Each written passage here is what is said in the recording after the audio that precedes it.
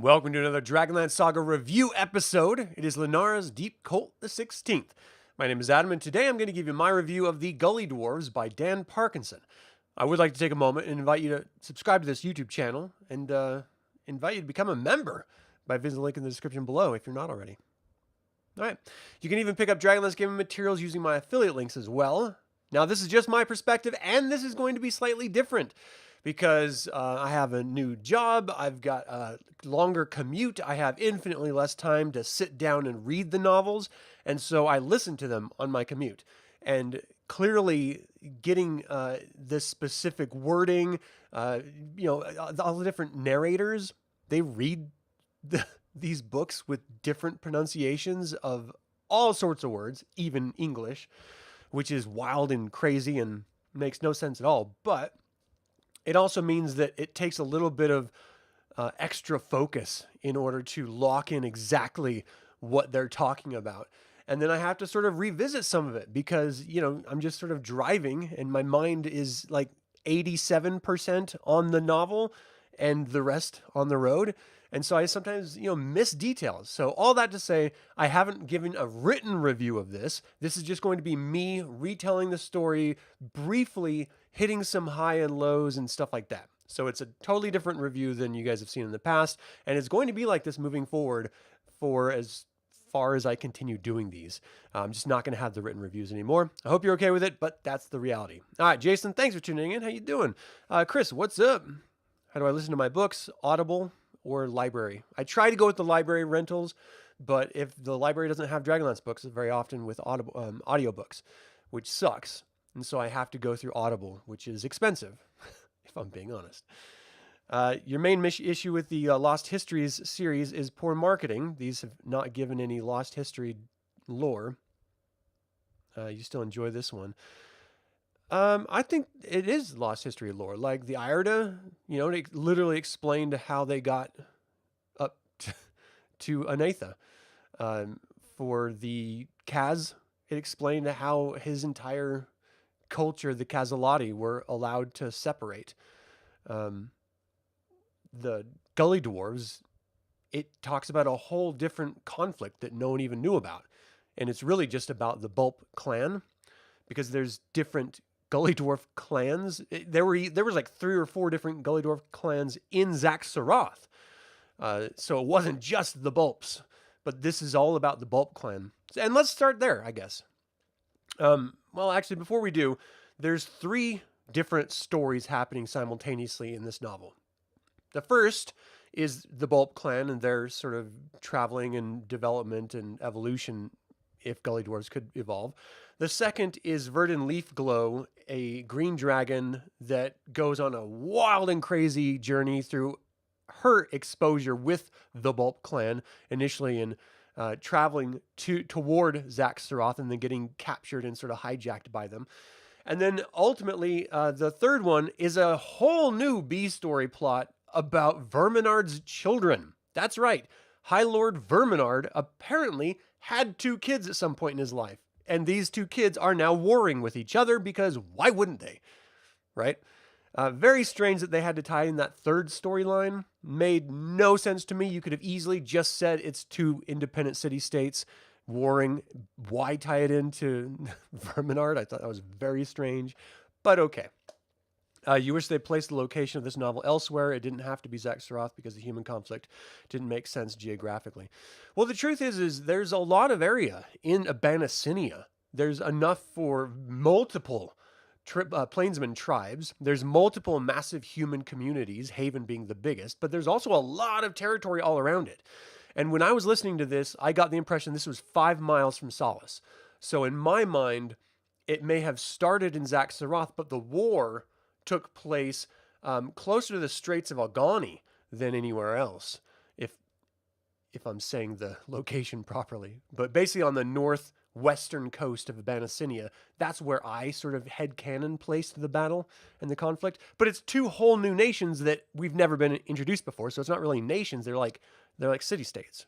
And those are scattered all over Solamnia. So it is a normal thing to have.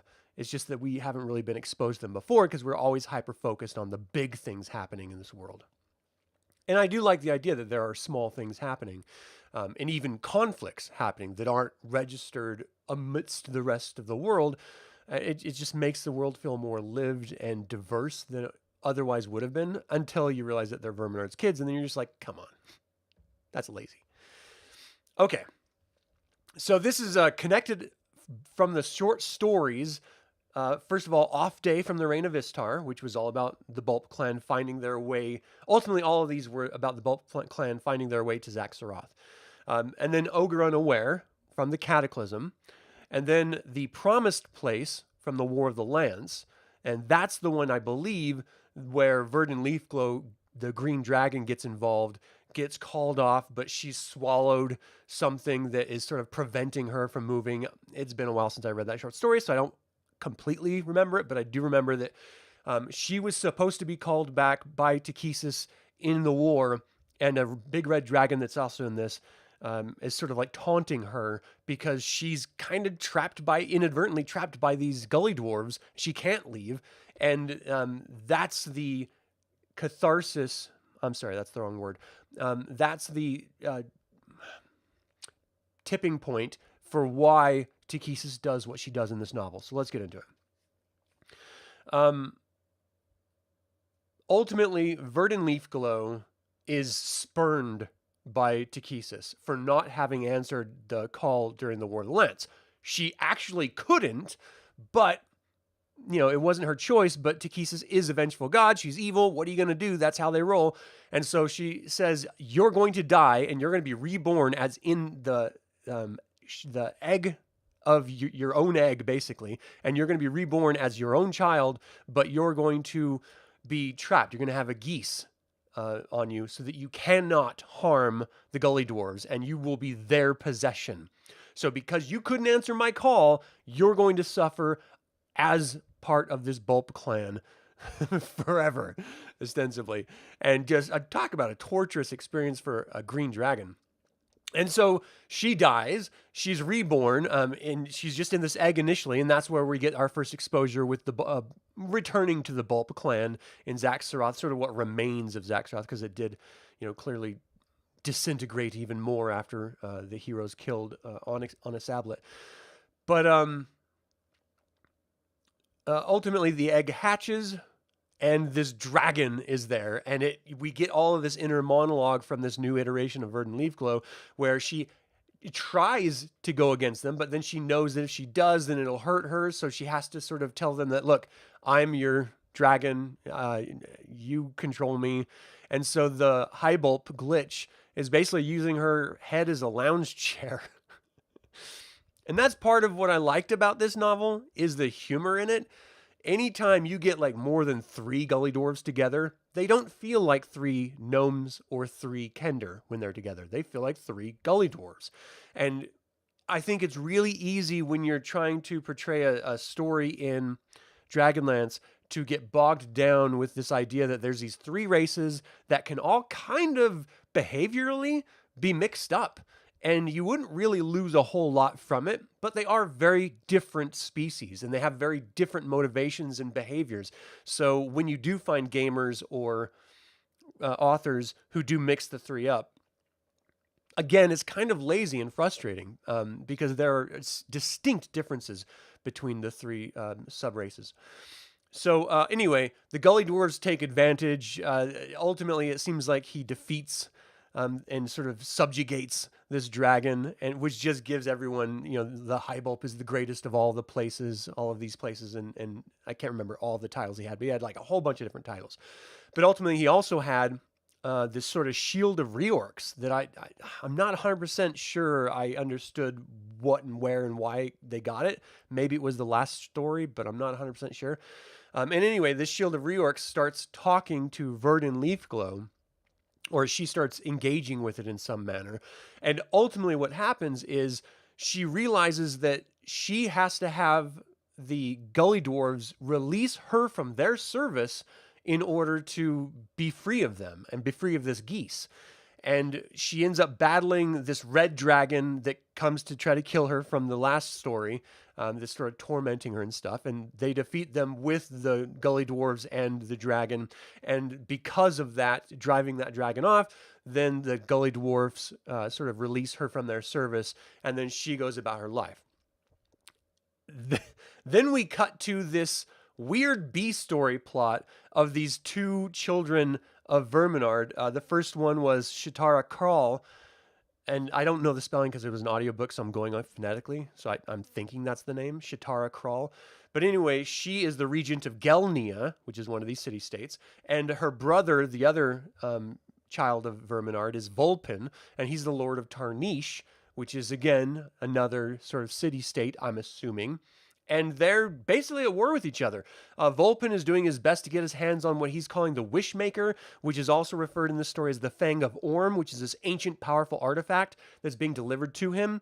A conflict arises, and the Gully Dwarves end up getting a hold of this Fang, which is basically like a long staff. And so the whole story is this army, this guy that was supposed to deliver this because he was also under control by these wizards, he can't, because these Gully Dwarves took it from him, but no one knows the Gully Dwarves took it. And so the whole thing is just this continuous battle between these two brothers and sisters, and them trying to locate the Fang of Orm. And at the very end, they finally do wrestle it away from this stupid Gully Dwarf who ends up being a hero. But there's also this weird story about a princess that's trapped in a tower, and how she thinks a hero needs to come, and the hero that comes is this Gully Dwarf that ends up being the new High Bulp. And let me see, Bron, he's the son of the Thane. And ultimately Bron, who has no interest in anything at all, he's just sort of, okay, goes along with whatever is told to him. He ends up being the hero for the girl, and helping this princess out, sort of get away from her captivity, while all these other people are trying to leverage her. Like Vulpin is trying to keep that princess so that, because she's innocent, so that she can then use the Fang of Orm to create these 3 wishes in order to destroy his sister. Very kind of convoluted plot. And then, be in control of Tarnish and all the people around it for all time, or some stuff like that. And then we cut back to the dragon, and the dragon now doesn't want anything to do with Takhisis, and she's been sort of adopted by Reorx, and it's literally changed the type of dragon that she is. She is no longer a green dragon. Because she changed her alignment, she is now a bronze dragon. And this is the one part that really bothers me about this story, because what it says is a dragon is not its own entity. It is reliant on who it worships to then define what type of a dragon it is, which makes no sense. Or a dragon cannot just be a green dragon and be a good green dragon. The green dragon will perpetually always be evil. And so if a dragon ends up being good, it has to be then transformed into some other type of good dragon by the gods in order for it to be a good dragon. Again, nonsense, ridiculous. I've always, especially Dragonlance in general, has always operated with the idea that dragons are not tied to their alignment simply because they're chromatic or metallic. And this is evidenced through the Orthodox dragons, who didn't answer the call. They live up in Toledas. They didn't answer the Dark Queen's call, and they don't have any alignment, any in both chromatic and metallic. They don't have any loyalty to any god. They just do their own thing in their own space in Toledas, and that's it. And so we've already been told that the hierarchical good v evil is not absolute with dragons, that it's learned behavior versus born inherent traits, and this novel completely changes that on its head, which wildly confused me, and it really kind of bothered me too. That you have to be a good, chromatic dragon in order to be good. Get out of here. The main storyline with the green dragon and the geese controlled by the Gully Dwarves was great. It ended too quickly. You like the idea of evil being able to through free will, break free, and not sure if you like the color of the green dragon to the brown, almost bronze. The writer brought up a great viewpoint of magic spells requiring shield components to draw power from elsewhere, not the magic users themselves in every spell. That's very 5th Age. Like when magic was gone and they were like draining magic items of their power. So that felt in retrospect, very Dragonlance-y, but if I read this in the day before Summer Chaos ever was released, I would have been like, wait, what? I don't understand this. It would have struck me as odd for Dragonlance. One aspect you love about Gully Dwarves is that they're not just great survivors, constitution-wise, but also the species never at war with anyone, unlike every other race on Krynn. Yeah, they very much, they refer to the every other race as talls, and they're very isolated unto themselves. And even with the other clans, they don't really war. They're focused on their, and this is sort of explained in the story because they don't understand history because they don't remember it, and they don't write anything down. They don't have a writing system, and they don't understand the future. And they can't even count above 2. Anything greater than 2 is 2. And so they're very much locked into the moment. And I feel like if more of us focused on living in the moment, we would stop worrying about what other people do and think more, which is the root cause of, in my opinion, every conflict, and certainly every socio-political issue that we're facing right now in America and around the world. It's that we're so worried about what other people are doing or thinking or could be doing that we feel like we have to have some sort of control over other people, telling them that you can and cannot do those things, and I should be in control of that, and you have no rights unless I grant you those rights. And ironically, it's the Republicans who are doing the most of it, and they're the ones that supposedly didn't want any government involvement, and yet they're the ones saying that you can and can't do certain things. Very ironic. But it's not like Democrats are much better, but my point stands. And so you never see that with Gully Dwarves. You never feel that with them, and I love it. They just live in the moment. If they're hungry, they try to go bash a rat to make some stew. If they're sleepy, they find somewhere to sleep. And if they need to get some sort of organizational structure happening, which is very rare and very discombobulated, that's just the way they are, and they just enjoy the moment. We could all do with a little bit of that. So the writer brought up some great viewpoints of magic spell. Oh, sorry, you already talked about that. Wasn't it the Gully Dwarf that tames Raceland's heart and soul in the first book? Jason, Raceland cast a charm person spell on Buppu, and so that's why she was so willing. He did endear himself to the Gully Dwarves simply because he was bullied as a kid, and it was inferred that that's why he had sort of a soft spot for them.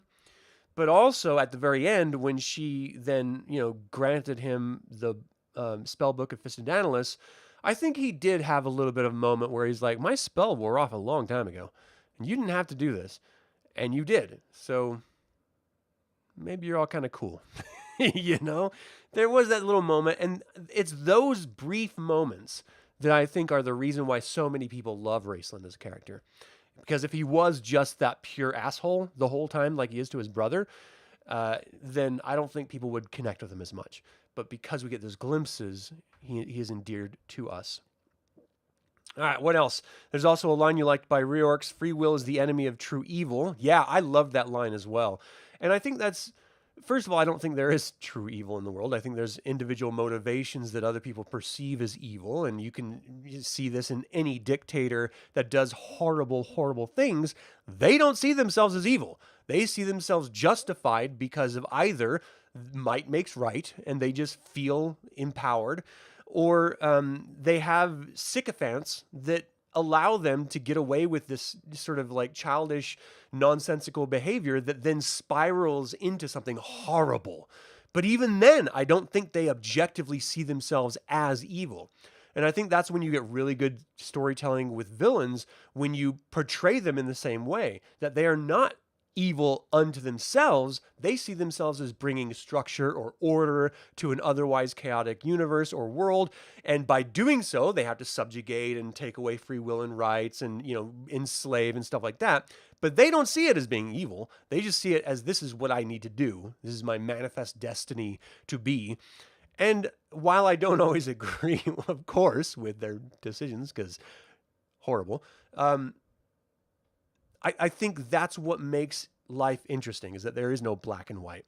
We have tried to impose black and white culturally and religiously and socio-politically, but I really don't think it's there. I don't.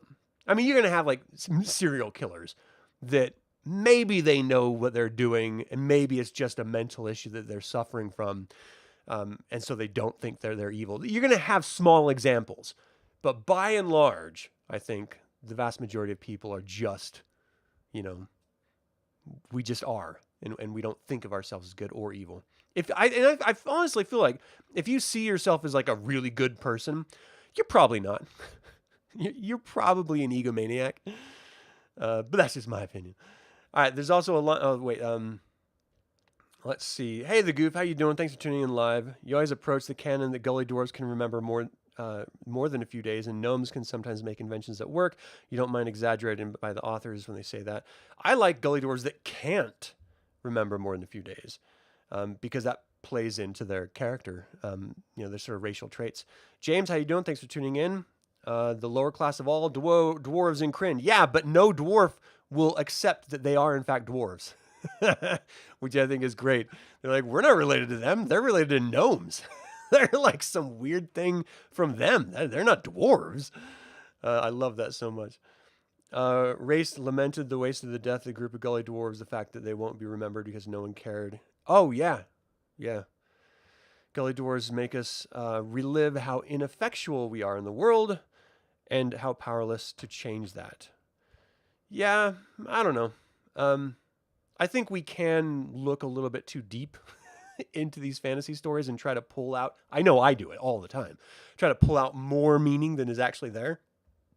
I think they're just supposed to be the humor aspect of the world, it comes off as cruel, and some people don't like it because of that. I personally like them because they are the slapstick sort of clown of the Dragonlance universe, and you need clowns when you're dealing with something as horrendous as war and slavery, and in some cases implied rape and murder, stuff like that. You need that sort of edge to be cut off from time to time, and I really appreciate gnomes, kender, and Gully Dwarves because of that, because we need that levity. Let's see. Thorbarn dwarves accepted Gully dwarves as dwarves begrudgingly. You think because they allowed them on the Council of Thanes? Yeah, but I'd never seen an individual dwarf when talking about Gully dwarves admit that they were actually dwarves. I think the Council of Thanes, they were there, and they never really showed up to the council. And whenever anyone asked where they were, they're like, "You don't know, High Bulp gone."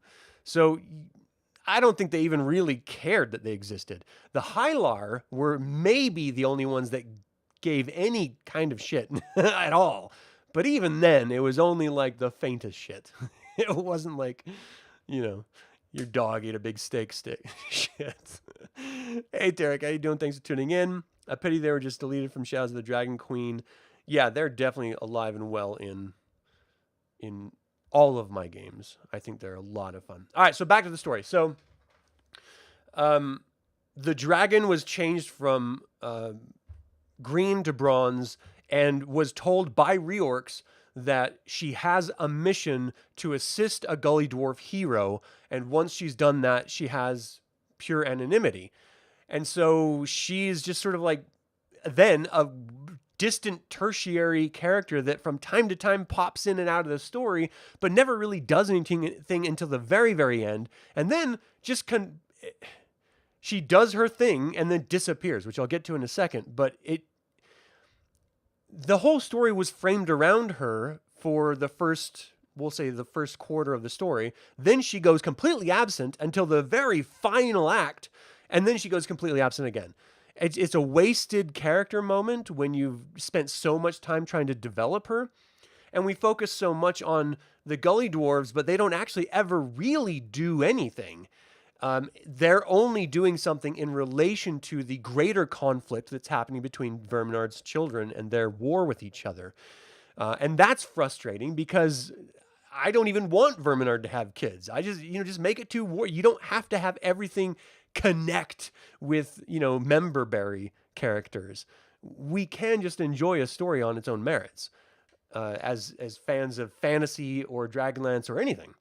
We don't need a constant connection. And the glory of Verminard, for me, was that Takhisis was defeated by Huma Dragonbane, and she spent 1,000 years stewing and planning her revenge and her return to Krynn. And in doing so, corrupted the only living heir of Huma Dragonbane, who was Verminard of Nidus. That is a great story. Like, she didn't just come back and be a bad girl. She came back and corrupted the very ancestor of the person that put her away, just out of spite. And that is so great. So then to just tack on these two kids to this really wonderfully developed character, you're just like, what? Why? What the hell? And who's the mom? Where does the mom go? Like, I don't care if it was just a refugee in Pax Tharkaz, but tell us something. I don't like this whole, well, it's just the one person's kids and they just hate each other because they have this need to hate because they're Verminard's kids. That's lazy as shit. You can do better than that. Anyone can do better than that. And let's be fair, Dan Parkinson did not write a whole bunch of really great novels, so it's not like he's the greatest of authors, but he did write a number of them that were entertaining and fun. And this, for the most part, is very entertaining and fun. There's just some core issues that kind of, rate, like, sort of like sandpaper. It just kind of irritates me a little bit.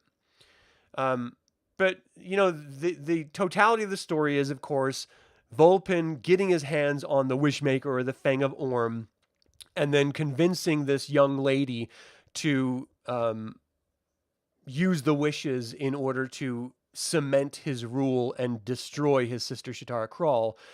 And then this Gully Dwarf hero, Bron, sort of fumbles the whole thing with wording, and the woman misstructures the phrases that she was told to tell, and it ended up where that's when Verden Leafglow comes in from the top of the tower through the clouds and squashes everyone with her one tooth, which is a weird snaggletooth reference for some insane reason, and just like collapses them and kills them.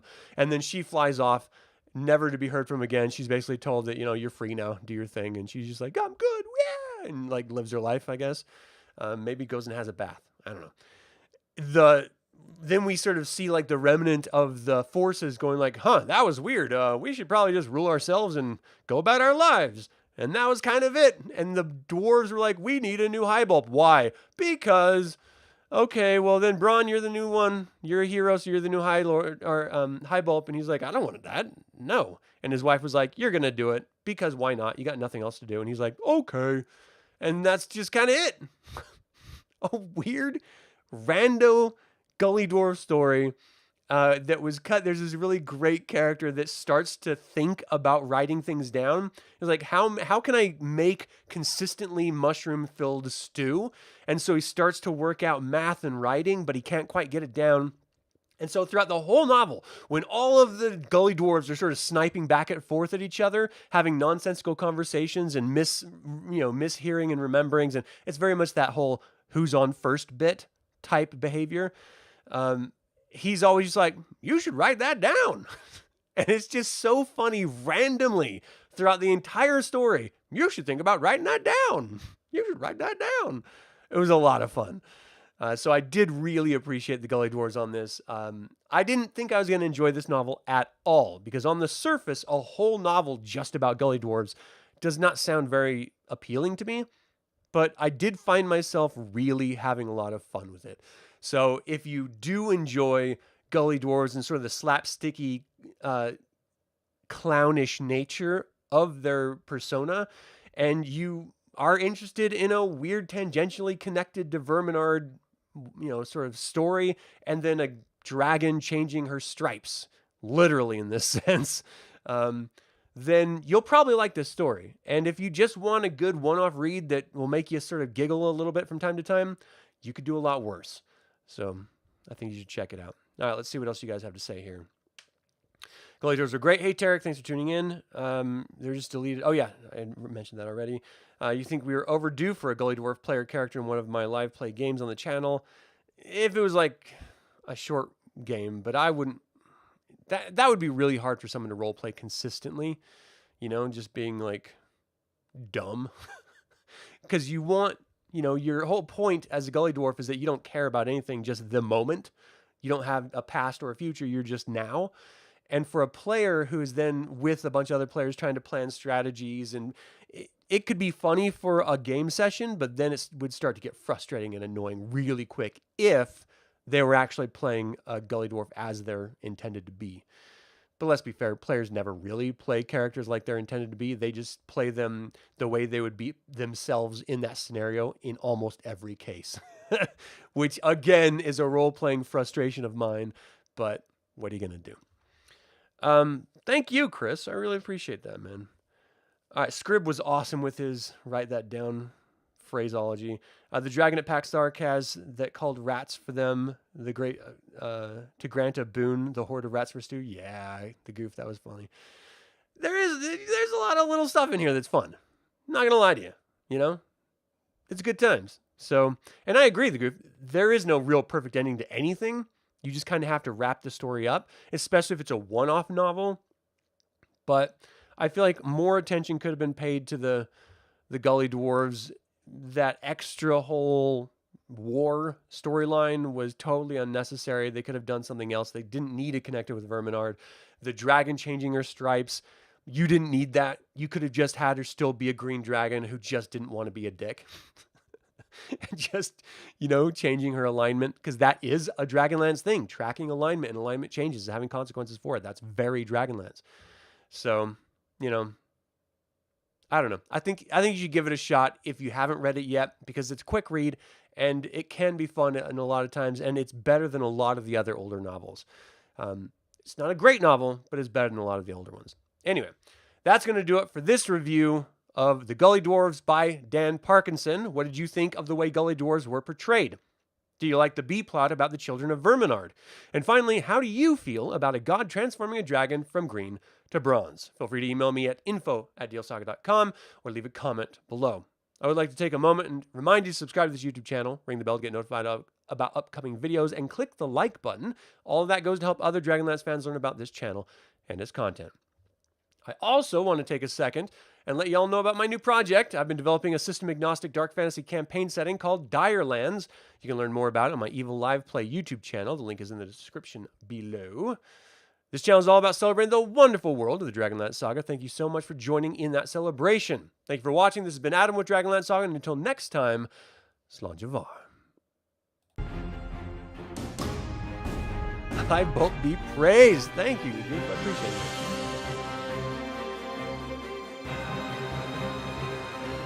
The Dragons is next.